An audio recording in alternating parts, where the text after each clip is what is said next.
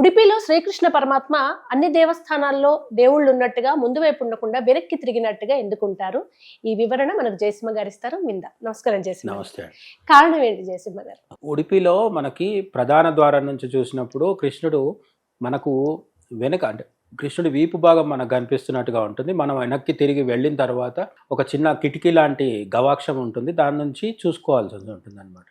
ఎందుకు ఉంటుంది అంటే దీనికి ఒక కథ చెప్తారు. అయితే ఇది పురాతనమైన ద్వాపరయుగం నాటి కథో లేకపోతే అటువంటి కథ కాదు, ఈ మధ్య కాలం కథే, కానీ వందల సంవత్సరాల కిందటి.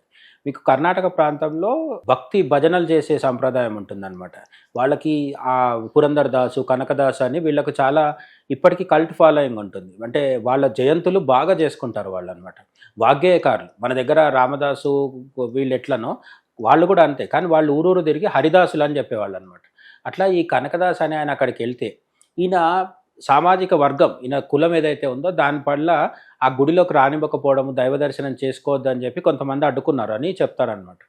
ఇందులో చారిత్రక నిజానిజాలు పక్కన పెడితే మొత్తానికైతే కనకదాసు అందరిలాగా ప్రధాన ద్వారం నుంచి దర్శనం చేసుకోలేకపోవడంతో ఆయన బాధపడుతూ గుడి వెనకాల పోయి ఆ గుడి వెనకాల గోడ దగ్గర కూర్చొని బాధపడుతుంటే ఒక ఇటుక రాలి కింద పడింది.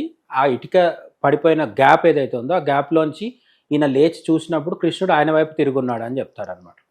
ఈ ఉడిపిలో ఉన్న కృష్ణుడు ఎవరు అంటే మామూలు విగ్రహం కాదు, మధ్వాచార్యులు అని ఇప్పుడు మన ద్వైత సిద్ధాంతం చెప్పిన మధ్వాచార్యులు ఏదైతే ఉన్నారో ఈ మధ్వాచార్యులకు ద్వారక తీరంలో ద్వారక మునిగిపోయినప్పుడు రుక్మిణీదేవి స్వయంగా పూజించుకున్న కృష్ణ విగ్రహం ఏదైతే ఉంటుందో అది సముద్రంలో ఉంటుంది. ఆ సముద్రంలో ఉన్నదాన్ని ఒక నావిక ఒక విదేశాలకు వెళ్ళిపోతున్న ఒక నావలో దాన్ని తీసుకెళ్ళిపోయే ప్రయత్నం చేస్తుంటే అది మాత్రం ఈయన తీసుకొచ్చి ఉడిపిలో పెడతారు. అది ఇంకో పెద్ద కథ.